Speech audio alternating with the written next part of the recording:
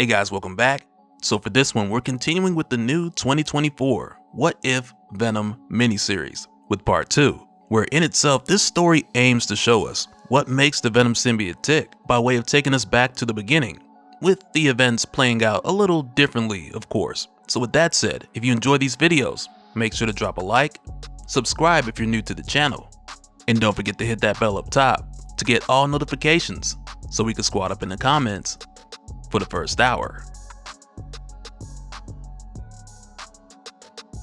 Alright, so coming back, we pick up not long after Wolverine had just wrecked a crew of triads after learning Sabretooth had arranged to sell them an alien for the highest bidder. So, more or less, Wolverine just figured that Sabretooth would have had a harder time carrying out this transaction if the recipients of said alien were already dead.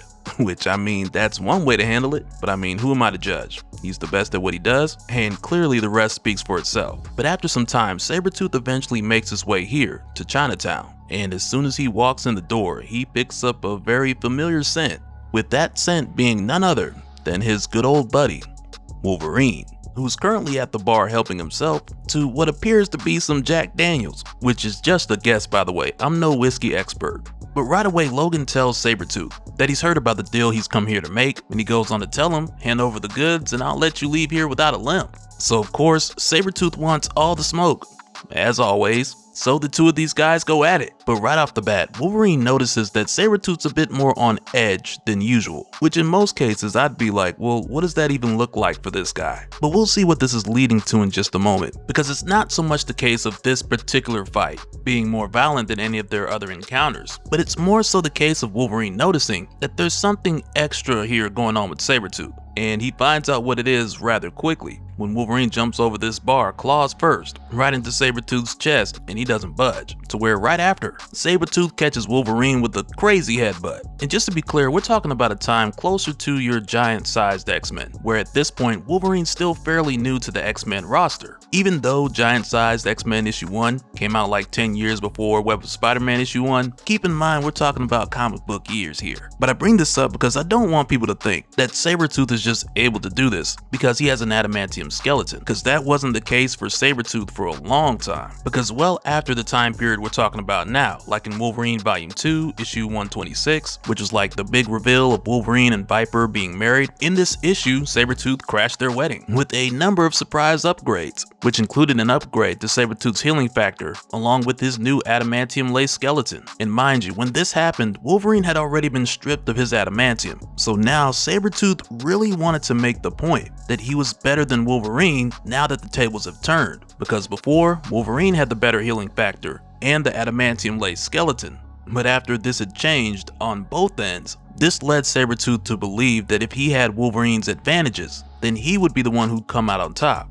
Because when neither of them had adamantium, these fights were way closer, and Sabretooth even brings this up here. But long story short, Kitty Pryde ends up saving Wolverine by phasing through Sabretooth, which is painful for her by the way, to phase through adamantium. But she ends up pushing him off a cliff, effectively saving Wolverine from this surprise attack. And about 20 issues later, we got the definitive answer to who would win in a fight between Bone Claw Wolverine and adamantium enhanced Sabretooth, because we come to find out that Apocalypse set this whole thing up to see who was truly the best out of the two of them. And when it came down to it, Wolverine wrecked Sabretooth, because he's still a surgeon, even with bone claws. So going forward, with Wolverine winning this match, this was done to prove the whole ideal of only the strongest can survive, because Apocalypse wanted the winner of this test to be his horseman, Death.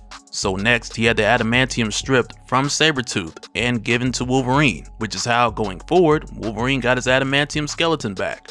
And Sabretooth cried about it the whole time. And I mainly bring all of this up because not too long ago I saw an argument on Reddit where someone was saying that Sabretooth always had an adamantium skeleton, and I just looked at it like, no he didn't. But I can totally understand where people get confused, because it is something that we see come back later on. But for the sake of the story that we're talking about here, that's not the case. But through the course of this, we'll see that there was a number of things going on in relation to Sabretooth having his advantages in this fight. And one of those advantages gets teased here for a moment when Sabretooth tells Logan, "You and me share a few things in common, but the difference between us, only one of us is haunted by our past." And that'll make more sense as the story continues. But after taking Wolverine down, just moments later he gets back up, cutting Sabretooth's backpack open, and immediately the piece of the Venom symbiote that Sabretooth had taken from Jennifer Walters bonds itself to Wolverine. And while this is happening, Sabretooth makes a bit of a confession, because he tells Logan that he wasn't hired by the Triads, because his real employer wanted something that money couldn't buy. They wanted chaos. So as it turns out, when Wolverine thought he was hunting for Sabretooth, Sabretooth was actually hunting for him. So he just leaves Logan here with this piece of the Venom symbiote, so that things can get chaotic. And right away the symbiote starts talking to Wolverine, saying, "Hello Logan, because of Victor we are nothing more than a severed appendage, but your healing factor makes us whole again." And as a couple of officers are making their way into this bar, in Wolverine's mind, the symbiote has trapped him back in the Weapon X program, while on the outside, this symbiote's getting ready to feed. And going forward, that's how it plans to use Wolverine, by just keeping him trapped in his past, in his own mind, while on the outside, the symbiote just stays in control, while just going on to eat whoever, whenever. And after starting with these two cops, it doesn't take long before they're sighted, and the Boogeyman headlines start popping up again, just like we saw with Jennifer Walters. Because at this point in the past, since things played out differently and Eddie never became Venom, most of the people seeing this have no idea what they're looking at. Because again, it's not like there's ever been a Venom around here, sticking to the side of a building and awkwardly staring at the people below.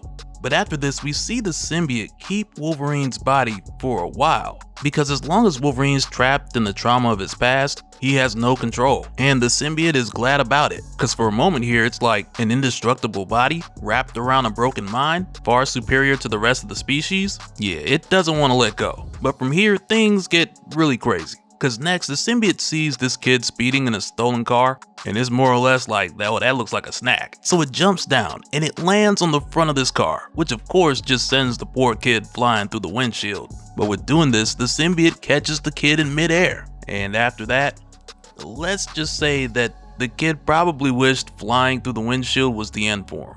But while this is going on, we head back inside of Wolverine's mind, where at this point he just thinks of it like, okay, just punch through this glass, break out of here, and take back control, because he's escaped from Weapon X before, so essentially just do it again. And at first he thinks that his claws are no use to him here, since all of this is just happening in his mind. But after breaking out of the glass, he goes over the events that got him here, and he reminds himself on the outside of this place he's an X-Man now. So he remembers what Charles told him about trauma loops, which was to focus on his reality and break free from them. So right there, Wolverine pops his claws, and his bone claws come out. And not long after this, the nightmare starts over. And when this happens, it isn't long before Wolverine realizes what he needs to do to get out of here. Which on one hand just goes back to what Charles told him about focusing on his reality to break free, but on top of that he applies a bit of his own logic to the mix, because he knows very well that a caged animal will do anything to set itself free. And when he says this, he pops claws again, but this time they're adamantium, so he goes at it again. And it's almost like the closer he gets to seeing himself as he is now, the closer he gets to breaking free and taking back control. Then from here we go back to the symbiote, who at this point is eating who knows how many people. But now we see that it's made its way back to Our Lady of Saints Church. And for a moment here, it's thinking about how at first Peter Parker abandoned it, and how after that it found Jennifer Walters, but after bonding with her when it fought Sabretooth, the symbiote had to give up a piece of itself to survive. And in a way here, it's kind of insinuating, had it bonded to Wolverine first, then it wouldn't have came to that. But right here, to the symbiote's surprise, it hears Logan's voice say, "Hey bub, miss me?" Followed by Wolverine punching his way out of his chest. And after facing his past head on, Logan's ready to take back control again. And even though he does regain control of himself, the symbiote still manages to hang around. But because Wolverine was able to free himself from his trauma prison, he's now able to tame the symbiote. And as soon as he does, he's then approached by Stephen Grant, which once again gives us another one of those Moon Knight teasers in relation to where things are heading here. So Stephen ends up telling Logan that he may have control of the symbiote now, but that's not to say at some point later on, the symbiote won't try to regain control again. So he goes on to let Logan know that he's put together a team of specialists who have established a successful detachment procedure. So Wolverine can either head out with him, or he can take his chances with the symbiote trying to take over again. Then from here we head back to the bar, where Wolverine and Sabretooth met earlier, where now we see someone investigating the backpack that Sabretooth left behind. And as soon as this person gets here, they look at the bag and they say, "You are not what you seem, are you?" As we then discover that this person is none other than Doctor Strange, who, as you may have guessed, is next up to get a piece of the Venom symbiote, with it looking like all these pieces are going to come back together and make a Venom Voltron, because why not? And so now real quick, I want to give a special shout out to all the patrons. Thank you guys for all of your support. And for anyone who's new here, who wants more information on how to support the channel, I got a link below where you can go to patreon.com/Dopespill.